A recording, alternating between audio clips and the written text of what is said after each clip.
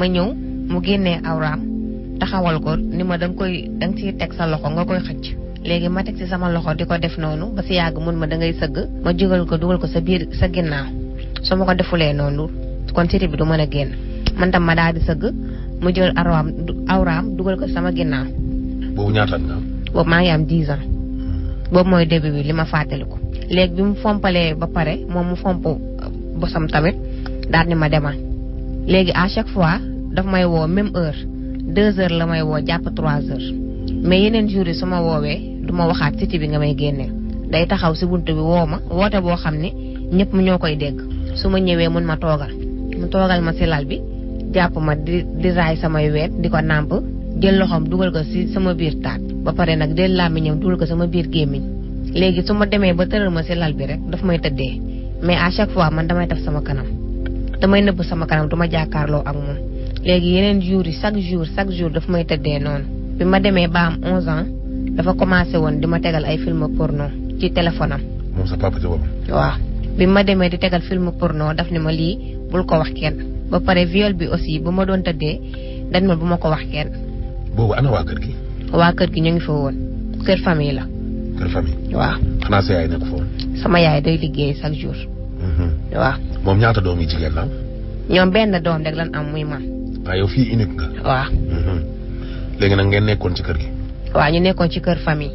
kër famille. waaw. moom sa papa benn jabar la amoon wala ñaar. benn jabar la amoon muy sama yaay. mais yow xanaa daawoo dem di ko wax mbokk yi ci biir kër gi.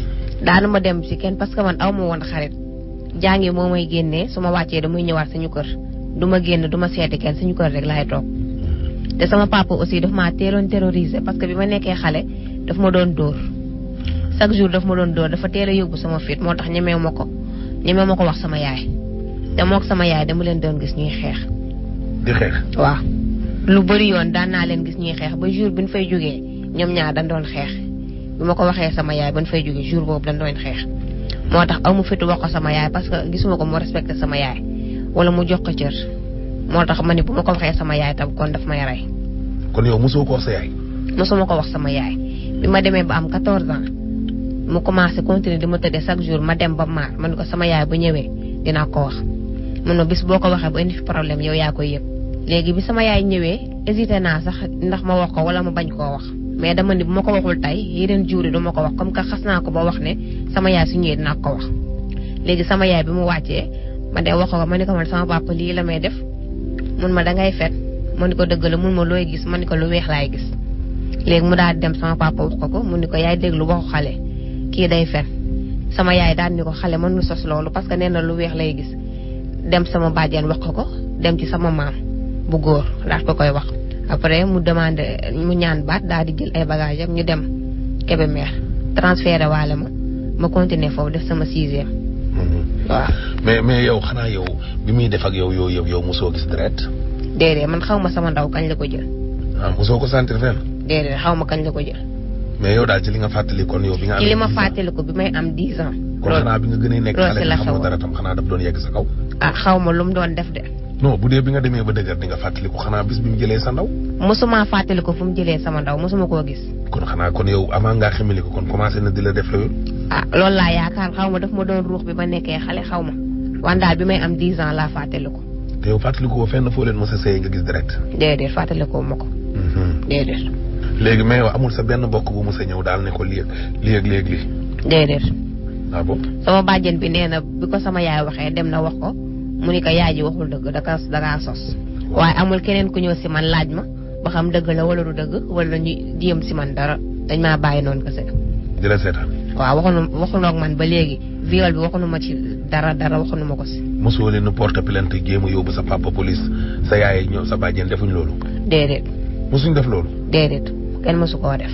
kon yow bi ngay am 14 ans daal. bi may am 14 ans laa fi jógee dem di continuer samay études Kébémer bi ma demee ba am 18 ans laay ñëwaat fii parce que Kébémer dama doon feebar sama yaay daal may transféré waat fii parce que kër tantam la nekkoon Dakar.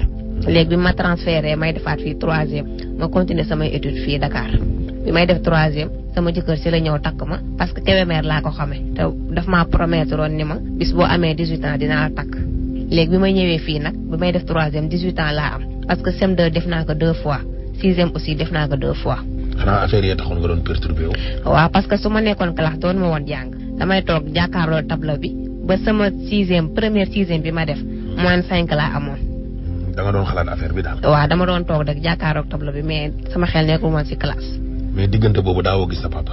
diggante ban. bi nga jógee fii dem Kébémer di jàng. bi ma nekkee Kébémer déedéet gisuma ko woon. ngay toog ci classe bi di absenté. boobu daawoo gis sa papa. dama doon xalaat yi ma doon def ak man nan laa koy waxee ak su ma ko waxee dina ma rey wala mu dóor ma ba may bëgg a dee moo tax ñemewu ma ko woon wax. mosoo làq toog seen maîtresse wala seen maître waxoo ko. déedéet man bëriwu ma woon wax dama doon toog rek benn place dama wax ak kenn. amoo woon tam benn copine ci classe bi. déedéet. copine de classe. non aw ma ko woon. mosoo ko wax kenn. déedéet. loolu rek nga doon dund noonu Kébémer. loolu dëgg laa doon dund bi ma ko waxee sama yaay waxaatuma ko damaa noppi bi sama jëkkër avant mu may takk bu ma ko waxaatuma ko keneen damaa toog. d'accord léegi nañ ñëw si sa jëkkër jooju léegi moom bi mu la takkee yow da nga ko expliqué wala avant mu laa takk nga ko doon expliqué. avant mu maa takk laa ko expliqué ni ko sama papa daf ma doon violé. waaw. te teewu loolu yow moom takk na la. waaw mun ma loolu garaaw parce que sa passé la comme que loolu yàgg na amul problème naa la takk nga sëy sa sëy parce que loolu sa passé la sëyal nga jaamu yàlla. waaw. après ngeen daal di sëy.